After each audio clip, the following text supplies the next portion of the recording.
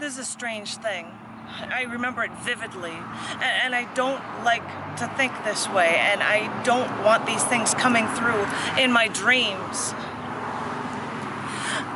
I was going to see my father in Florida in a few weeks at the time, and in my dream, it was shortly before I was going to Florida to see my father.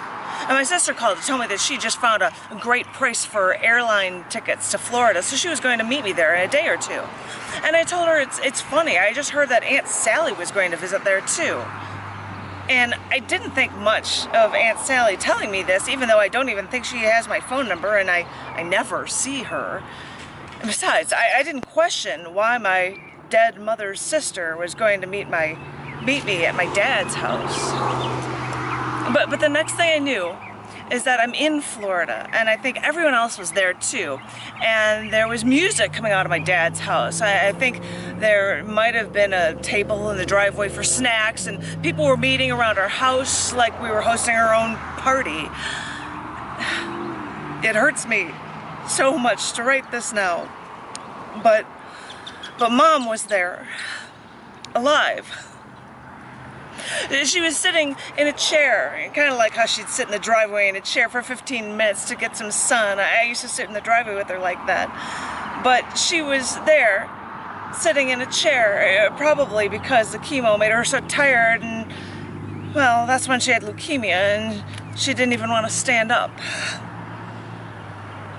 Well, she was there, and people were mingling, and every once in a while someone would talk to her, but you know, it wasn't like everyone was amazed that she was alive sitting there. This was just a party. And no one seemed to say anything about Mom, and I was there for a few minutes, and I saw at one point that she was sitting alone, so I walked over to her. And you know, it reminded me of when we saw my mom when she first found out she had breast cancer.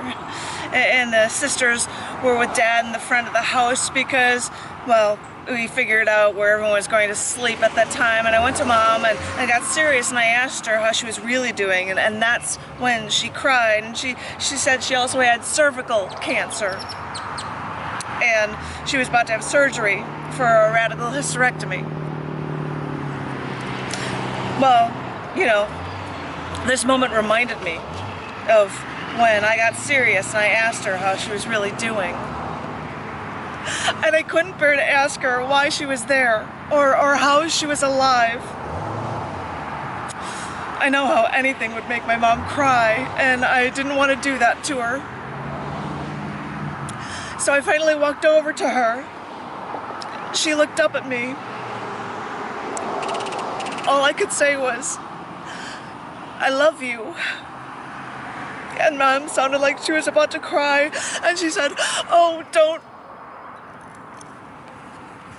And that's when I woke up.